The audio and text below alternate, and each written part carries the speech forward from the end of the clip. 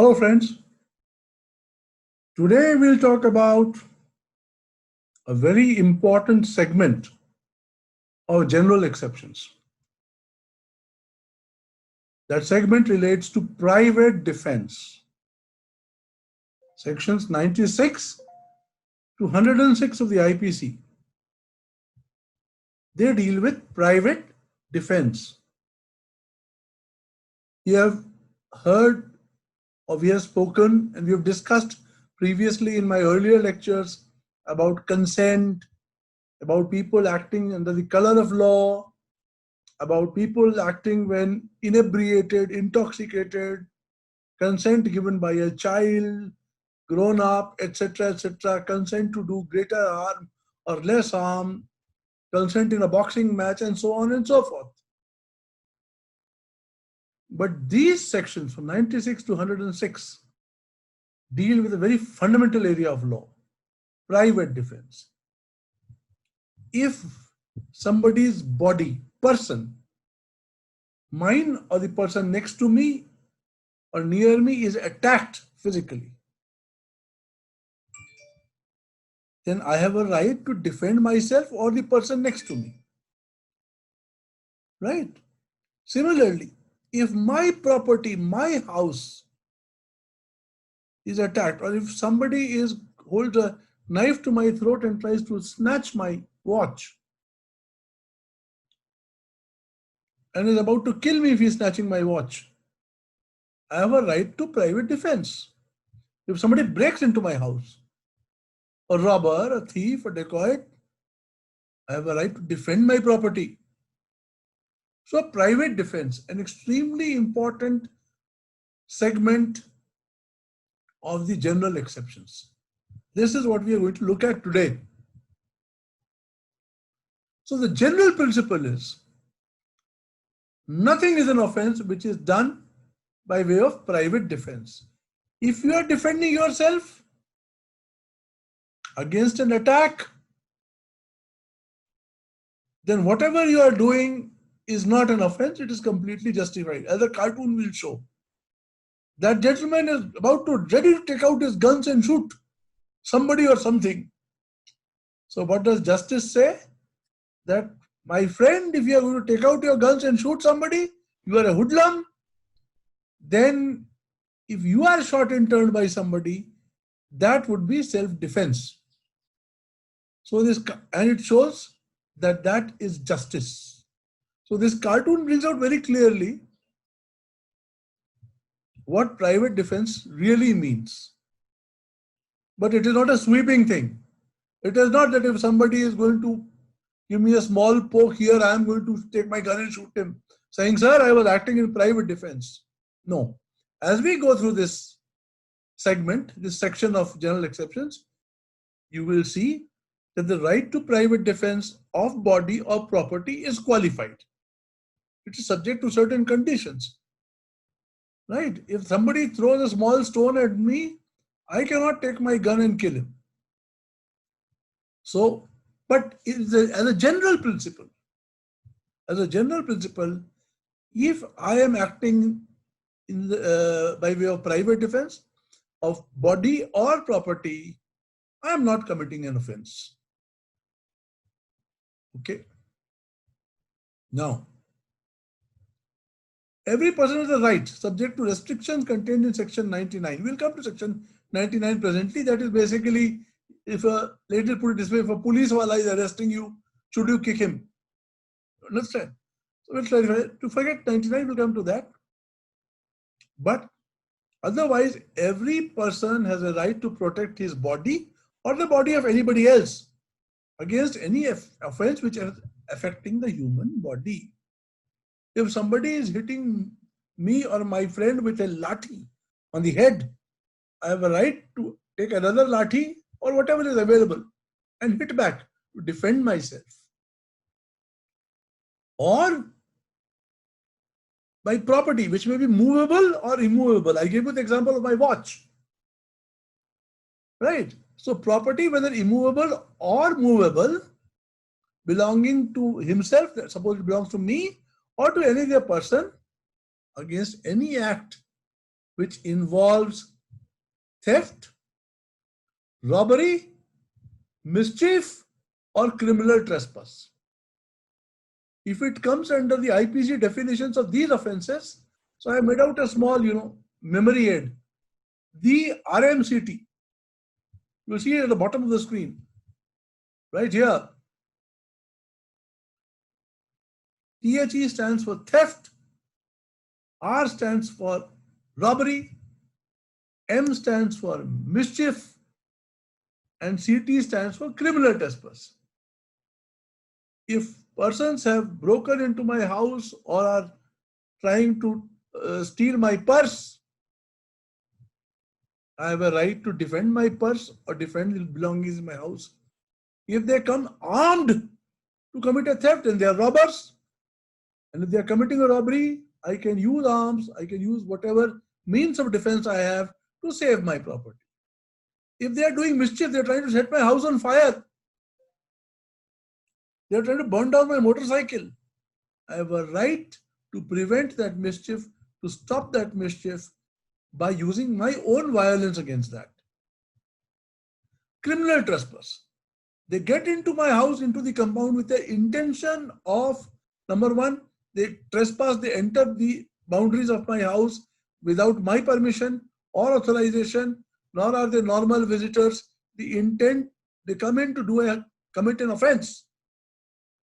If they have come in to commit an offense, it's criminal trespass, and I have the right to exercise the right of private defense. So, body, defend, property, defend, especially if the offense is coming under the definition of the following offenses. If the offense being committed upon me is covered by the definition of theft or robbery or mischief or criminal trespass, definitely I have every right to protect the property, be it movable property, be it immovable property. Now, suppose a madman attacks Mr. X, right? So as we saw in insanity, if a person is acting with unsoundness of mind and it is not a lucid interval, he neither knows the nature of his act, nor does he have the knowledge of the consequences of that act. Yahi padha tha na humne. This is what we read. That if a man who is of unsound mind, who is insane, suppose he is wielding a lathi and trying to hit, but he does not know the nature of what he is doing, or he has no knowledge of what will happen because of using that lathi on somebody else. He has no knowledge of the consequences. It's not a lucid interval. He is not aware. He is not committing an offense. Now the madman attacks me. He is not committing an offense. What am I supposed to do? Doesn't matter. I can still exercise the right of private defense. The same right of private defense which would come into operation if I was exercising it against a normal person. Another case may happen where somebody may not necessarily be committing an offense, but it gives me the impression of an offense. What happens? At night, it is my anniversary or birthday or something. And at night, in order to wish me a happy birthday at 12 midnight, some friends of mine come through the window and try to enter. They will come and they will suddenly put on the lights and surprise me by saying happy birthday. I have not gone to sleep. I notice somebody breaking in and I respond by using my hockey stick to beat them up. They were not committing an offense. They had not committed a criminal trespass also. They were not there to commit theft or robbery. They, poor chaps, had just come to bid me a happy birthday, and as friends, they have the right to come in. I've given them that right as friends. You come to my house, enter it whenever you like. But because I was under the misconception that this is a housebreaking, so I acted. Doesn't matter. I have not committed an offense. Is that clear? So right of private defense against the act of a person of unsound mind or an intoxicated person or by reason of any misconception. So my misconception was that these chaps are housebreakers, whereas they were not really housebreakers. So now, acts against which there is no private defense. Now, if a public servant, let us take the example of a policeman, he is acting in good faith and under color of his office. That means he is acting as a policeman. Suppose he has come to arrest me and he suddenly grabs hold of my hand and pulls. In the process, maybe I fall down, or maybe he even administers a slap to me. Now, if he is a public servant acting in good faith and as a policeman, I don't have a right of private defense against him unless he says, holds a gun to my head and says, मैं तो तेरा encounter करूंगा. I will kill you. Or he is about to break my bones.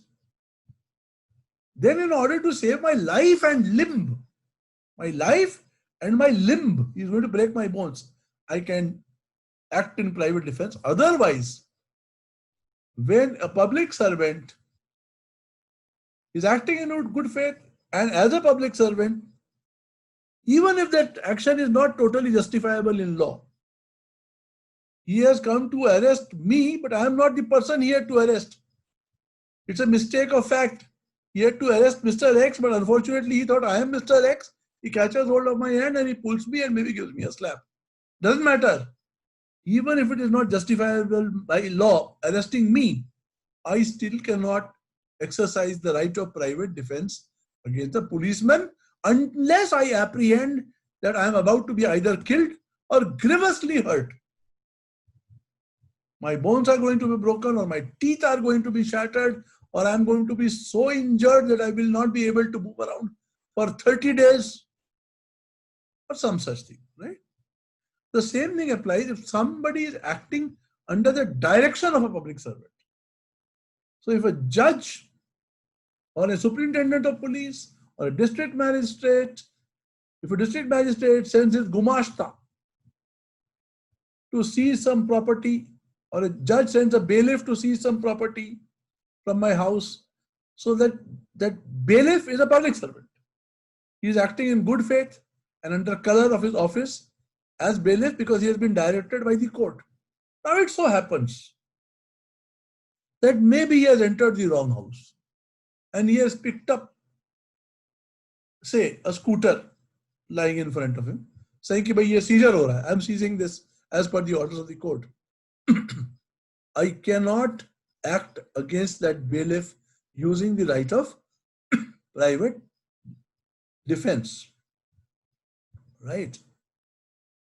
But I should know, and should have reason to believe that the person who is doing what he is doing is either a public servant or is acting under the direction of a public servant.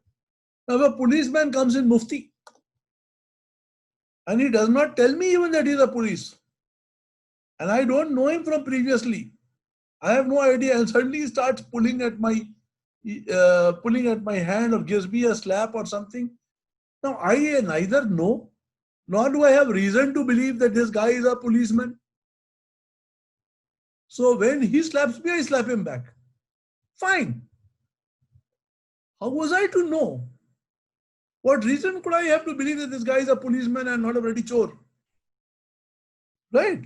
So he may be acting in good faith and he may be acting in the color of his office, but he also should be sure that I know and I have reasons to know and believe that he is a policeman. Or if he is a bailiff, then there should be an order from the court, which he should be able to show me. He cannot keep that order concealed and then take away my scooter. There is a saving grace here, right? This is the saving grace. So both elements of the law have to be fulfilled. The person who is acting should either be a public servant or under the direction of a public servant, acting in good faith and in the capacity of that public servant. That's first part. Second, whatever he is doing, the person suffering that act should also know that he is acting as a public servant, or he should have reason to believe that he is acting as a public servant. Unless both come together, the right of private defense is not denied to me. Okay. Now we'll discuss in detail private defense of the body. Okay. Now there are certain cases, if you don't mind, I'll just shift this here. Now there are certain cases where the right of private defense of body extends to even causing death or of any other major harm to the attacker. Right? Private defense can extend to causing minor harm, can extend to causing minor injury, can extend to causing any other thing. But there are certain cases where I can take the right of private defense to any extent. Right? In that process, the attacker may even die or suffer very serious injury. Doesn't matter. What are those cases? These cases, the primary thing is that I should be I have reasonable reason to apprehend. I have to reason to apprehend that unless I don't act in the most vigorous fashion, I don't defend myself in the ultimate way, there is a possibility that death may be the consequence of the attack that I am suffering. Or that grievous hurt may be the consequence of the attack I am suffering. So if somebody has come to me and is fighting with me and just has given me a slap or two, no.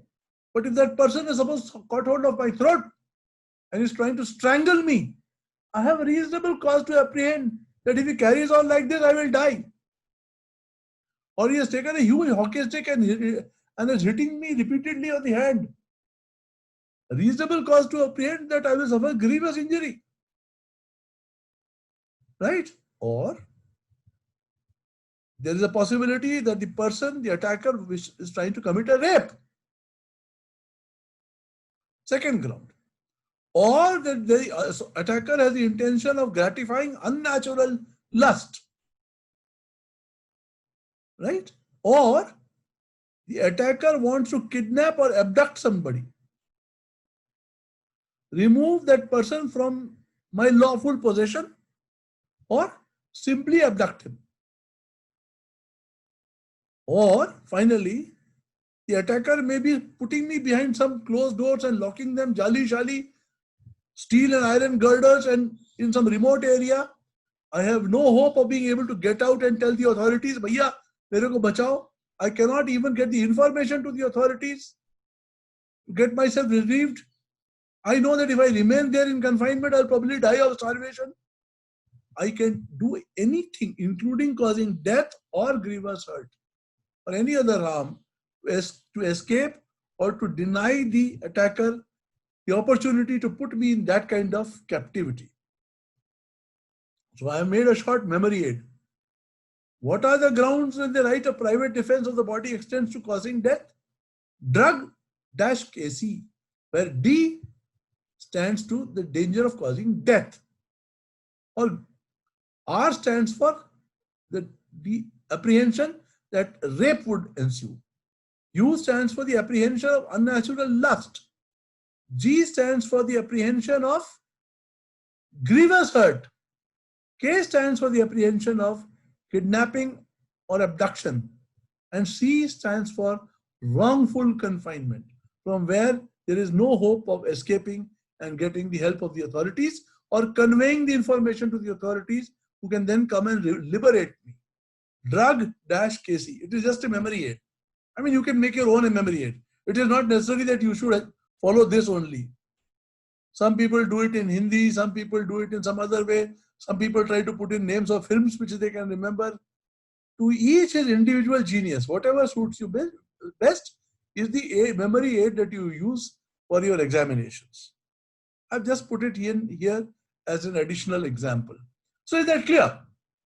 Private defense of body, the right can extend to causing death or any other harm if whoever is attacking me or assailing me, the assailant, I have a fair, reasonable apprehension that I may either die, or that assailant may be about to commit a rape, or maybe about to, satisfy an unnatural lust, or is on the verge of inflicting grievous hurt, or is about to kidnap and abduct, or is going to put in wrongful confinement, from which access to authorities for release will not be possible.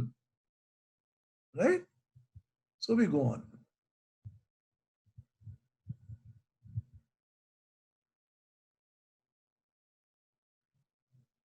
Okay. Now, when does the right extend to cause harm other than death? Now, other than death, as you will see, I gave you drug, Casey.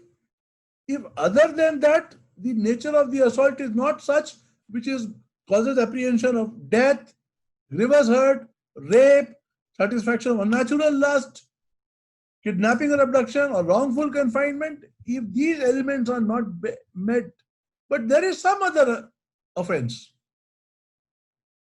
right? Then subject to section 99, that chap should not be acting under the color of office and in good faith.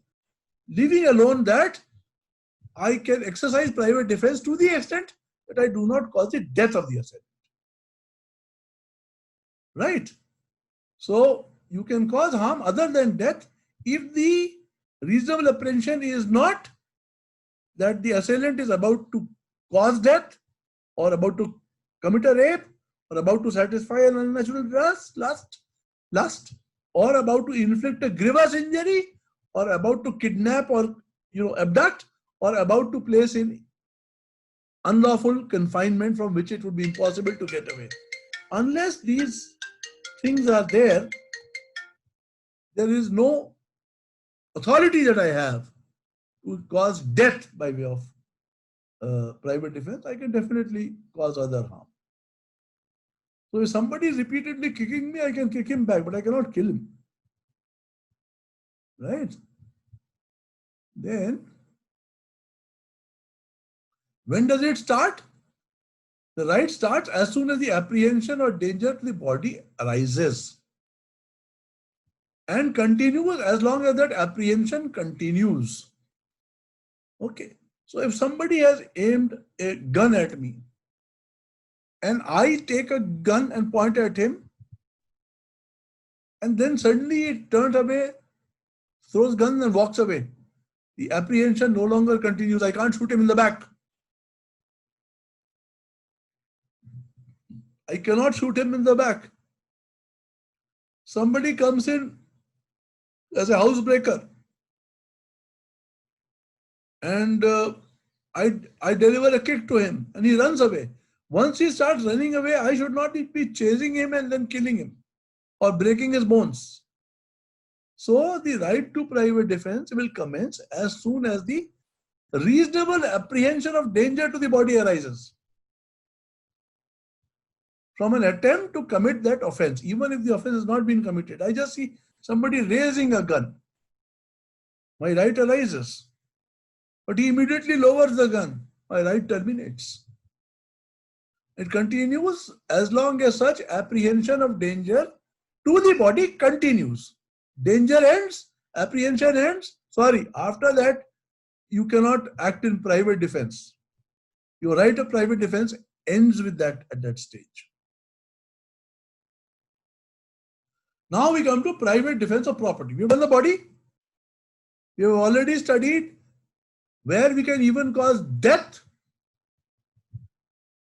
in certain cases, where we are apprehending our own death, or a rape, or a gratification of an unnatural lust, or grievous hurt, right? Or kidnapping or abduction, or wrongful confinement from where it is impossible to reach the authorities. There we have done. We can cause the ultimate hurt, including death. Where I cannot cause ultimate hurt or death, where such kind of threat does not exist. It may be a theft, it may be a robbery, it may be a mischief, but if it is not of that order, I cannot administer death. And when does it start? It starts the moment the apprehension of that attempt starts, and it ends the moment the apprehension ends. It cannot continue. दुश्मनी नहीं निकाल सकते हो पुरानी कि कल तू मार के गया था तो मैं आज आके मार रहा हूं. You killed my friend yesterday. Day after tomorrow I go and kill you as private defense. No. I could have killed the attacker there and then when he was trying to kill my friend or was about to kill my friend. But 4 days later, I cannot say, "Hey, bhai sahab, right of private defense. You were killing my friend, now I will kill you." Okay, now we go to property. Now, here again, when does it extend to causing death? Just like in that body offenses we saw, apprehension of death, rape, unnatural loss, grievous hurt, kidnapping and abduction, unlawful confinement. So also in the case of property, certain offenses, if apprehended, confer upon the person apprehending the offense the right to cause any harm up to death. Now, what are these? First is robbery. Robbery means people have come to commit a theft with guns in their hands. Armed robbery, armed theft. This is robbery. Housebreaking by night. People break into your house by night. Now, you will not then weigh with golden scales कि भाई ये कितना क्या लाए हैं अपने साथ, asla. What kind of arms and ammunition have they brought? Let me first make an inventory.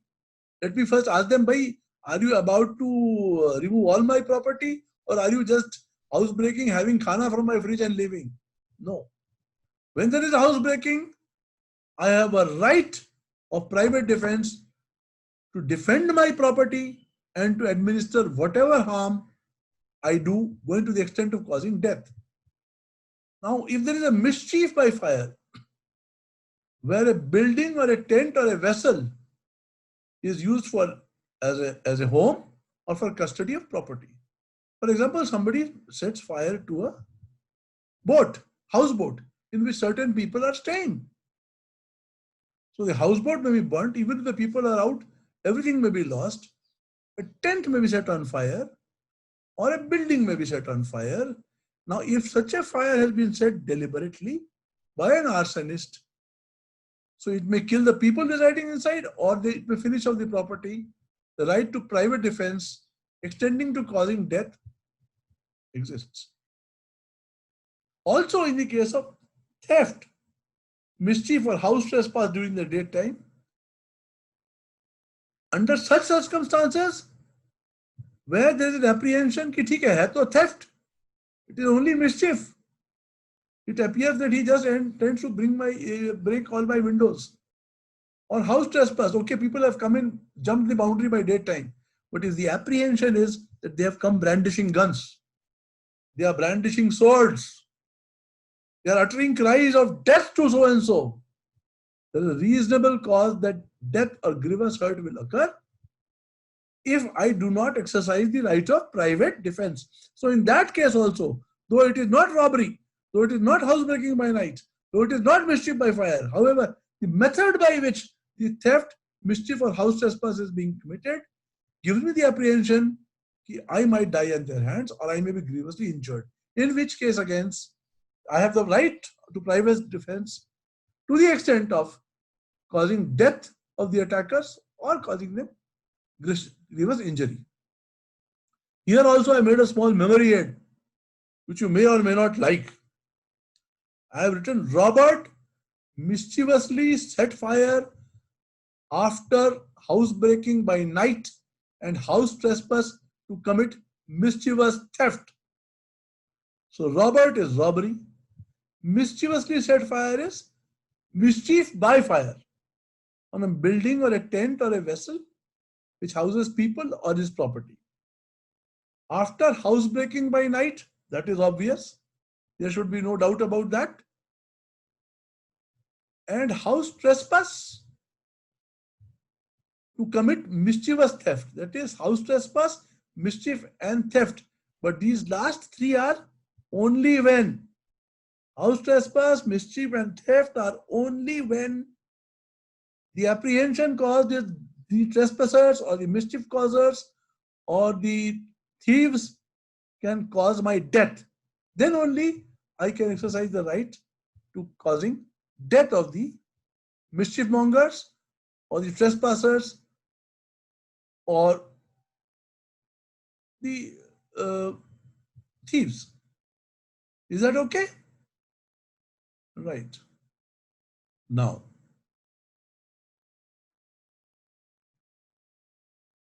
when does it extend? Just as it was in the case of the defense of the body, so also in the case of defense of property, it cannot extend to causing harm equal to death in every condition. So when can you cause harm other than death? So when somebody is attempting to commit something, whether it is theft or mischief or criminal trespass, theft or mischief or criminal trespass, we did it in the last section, but it is not causing that apprehension. The theft has come barehanded and he poor chap is slinking around, hiding, trying to take the purse, but he has no weapons. He is not trying to hold anything to your throat. The mischief monger has come, maybe throwing a stone at your window, but he has not brought a bomb to set fire, to explode. Or somebody else has come, criminal trespass.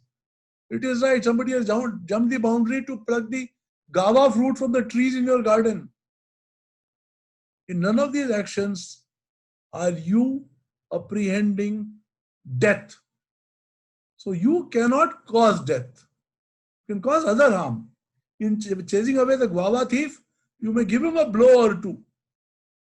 In catching hold of the thief, you may give him a 5 or 6 blows, no problem. Somebody is trying to break your windows, causing mischief, hold him by the ears and give him a thorough bashing. But you cannot cause death because you are not apprehending death. When you don't apprehend death, you cannot cause death. When you don't apprehend rape, you cannot cause death. Right? When there is no robbery, there is no housebreaking by night, there is no mischief by fire, you cannot cause death. These are fundamental things which have to be remembered in law. Now, when does just as in the case of the commencement of the right to defense of the body, when the apprehension starts and until it lasts. The apprehension starts until it lasts. So also in the case of private defense of property, it starts when there is a reasonable apprehension of danger. But in the case of theft, it continues till the offender has retreated with the property or the assistance of public authorities has been obtained or the property has been recovered. Until that point only. Okay. Robbery, as long as the offender causes or attempts to cause the death or wrongful hurt or wrongful restraint, or as long as the fear of this is there, as long as there is a fear that this robber can either kill me or can tie me up and shut me in the basement or can cause me grievous injury. So it starts with that point until that fear lasts. The robber goes away, that fear has ended. The robber drops his weapons and is living, that fear has ended. The same thing applies to criminal trespass and the same thing applies to housebreaking by night. My friends, in very short, the right of private defense, whether it is body or property, starts when the apprehension starts and it ends the moment the apprehension ends. You cannot go beyond that.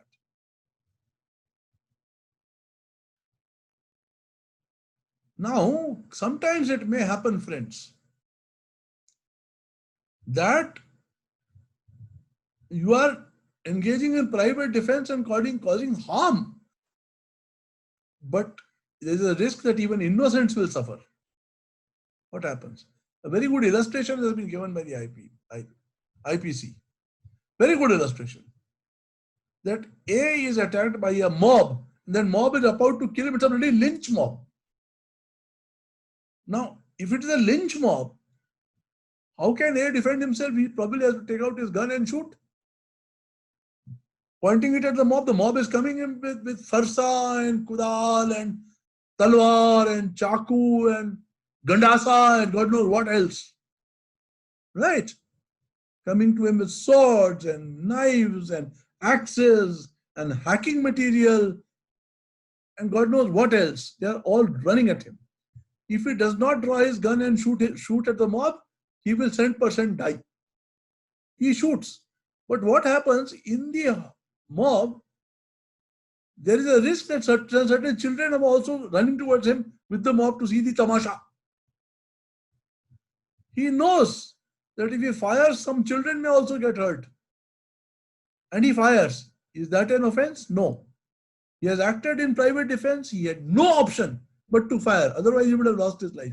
If in the process, a child or some children did get injured, the person who shot, who fired, has exercised his right of private defense against imminent death.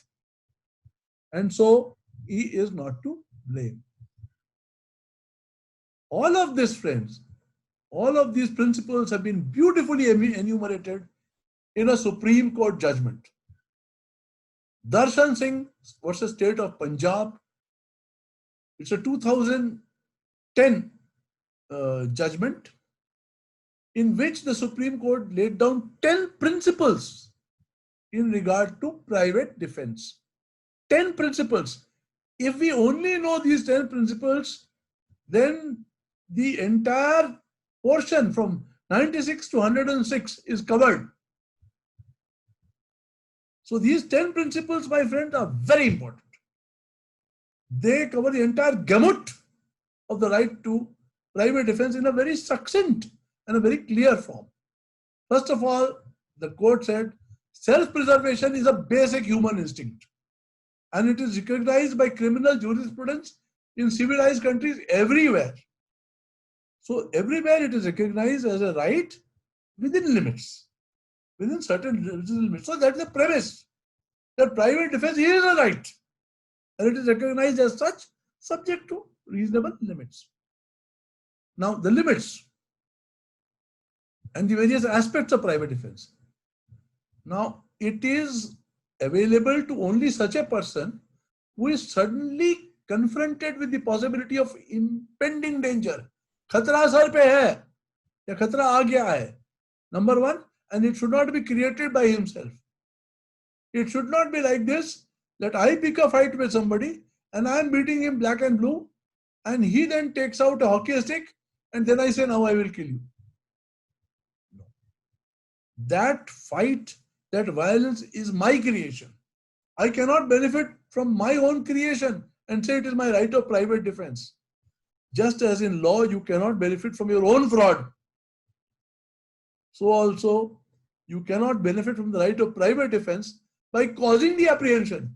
You are the cause of the genesis of the entire episode. And then you say, Sahab, I killed him for private defense. No.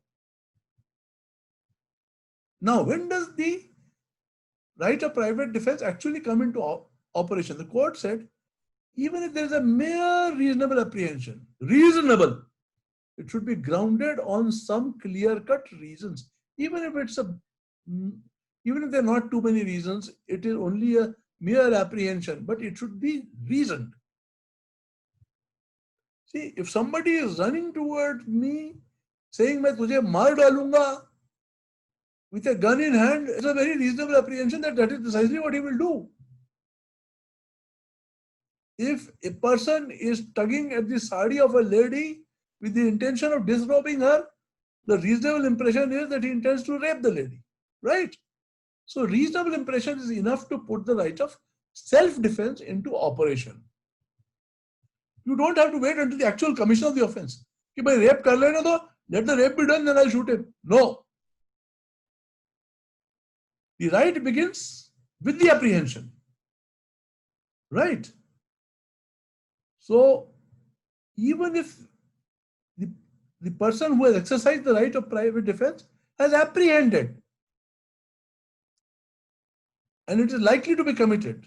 If he does not exercise that right, then he should exercise that right in order to stop that offense. Okay. Number four. So it starts with the reasonable apprehension and it ends with when the apprehension is gone. This is what I've been telling you throughout. Right, friends? It starts with the reasonable apprehension and it ends when that apprehension ends. It cannot carry on. That will become a revenge. That can come. Or a thief, chappy comes to my house, I drive him away, he runs away. Next day I see a chap like that at the railway station, I put him under the train, push him under the train. Sorry, that is not private. The apprehension ended when he ran away. I had no right to push him under the train. That is not private defense. Number two, how much force will I use? So the judge said, firstly, you cannot weigh it in golden scales. कि उसने मुझे 2 थप्पड़ मारे, मैं उसको 2 ही मारूंगा. There can be no arithmetical exactitude. You cannot calculate, isn't it? A plus B whole square is equal to A square plus B square plus 2AB. That is not the way it functions. You cannot modulate the defense step by step. So if he is about to rape, I say I kick him. If he has almost begun raping, then I hit him with a hockey stick. He is almost completing, then I shoot him. No. You cannot modulate your response. It can happen. You cannot wait in golden scale. But in the next point, the court says the force used should not be wholly disproportionate or not much greater than necessary. Right? If I see, for example, somebody who is committing a housebreaking by night, I catch hold of him, we wrestle, but he has not got any firearms or any other weapon in his possession. We are wrestling. Now, at that time, I subdue him also. The apprehension is still not gone, but I've been able to subdue him. I am in a position to tie his wrists, but rather than tying his wrists, I keep kicking him until I break every bone in his body. I have used much greater force than is necessary. So the court said 2 things together. Very interesting. First of all, though the degree of force to be used in private defense cannot be mathematically calculated. है ना? This equal to this नहीं होता. But ऐसा भी नहीं होता कि it should be extraordinarily more than required. Also, a fundamental thing which the court says, now an accused is being tried. He does not put forward the plea of self-defense. There has been a case, the accused is being tried in court and he refuses or he forgets to put forward the plea of self-defense. Does not matter. The court should consider the plea even if it arises from the material on record. If the material on record goes to show that the accused could have acted in self-defense, then regardless of whether the accused officially enters that plea or his lawyer enters that plea or not, the court should consider the matter. Consider it as a plea for the exercise of private defense. Now, this is also very interesting. When I am proving private defense, unlike the prosecution, which has to prove the accused guilty beyond reasonable doubt, I don't have to prove private defense beyond reasonable doubt. क्योंकि mathematical exactitude नहीं है. So if somebody was waving his gun at me and was about to shoot him and I shoot him, I don't have to prove beyond reasonable doubt that he was about to shoot me. He was waving his gun. He was saying, "Saale maar dunga tere ko." So I shot him. I don't have to prove that he's actually 100% evidence is there. He had actually fired 2 shots, which missed. And then I shot. No, that is not necessary. It is enough if there is a reasonable doubt, which goes to show that I did act in self-defense. But the right of self-defense does not accrue in all sorts of cases. there should be a wrongful, unlawful act or wrongful act being perpetrated or about to be attempted on the accused who is pleading private defense. If nothing is being attempted or nothing is being perpetrated by way of an offense, suppose somebody comes and says, A goes to B and says, "Tu to ullu ka patta hai." Now that is not an offense. A goes to B and says, "You are a complete bastard." Now that is not an offense as such. B cannot say, "Oh, I will now use my attack of private defense and I will break your leg." There has to be an offense as found in the statute books, as reflected, say, in the IPC. Only if that act is being committed, then to that extent, in certain cases, private defense right will go to the extent of causing death. In certain cases, it will only go to the extent of causing harm. So, but if somebody is in imminent and reasonable danger of losing his life, jaan or limb, arms, legs, etc., he may, during self-defense, inflict any harm, even extending to causing the death of the assailant, when the assault is attempted or directly threatened. Apprehension. The key word is apprehension, right? If I see 2 people or 3 people who have gathered with swords and they're threatening, directly threatening that with these swords, we are going to cut off your legs, my limb. I have a gun, I use it. The assault has not started. The assault has not even been attempted. Are you following, friends, the finer distinction? But the apprehension is arisen. And that apprehension is because I've been directly threatened. We will cut off your limbs. They have not started wielding the sword in my direction. They have not attempted to cut off my legs. They are only directly threatening me with the swords in their hand. That is reasonable apprehension as far as the law is concerned. And if in the process I use maximum force and somebody dies, it is in the exercise of private defense. This, friends, concludes the lecture. But we must understand the beauty of this court judgment, which encapsulates everything within the capsule, in a capsular form, what private defense is, when it can be exercised, how much of it can be exercised, and what is its judicial standing in law. Right? So I think this is a judgment, friends, that you must read, study, and completely assimilate. Once you have assimilated this judgment, you, for all practical purposes, become a master of section 96 to 106. Thank you very, very much.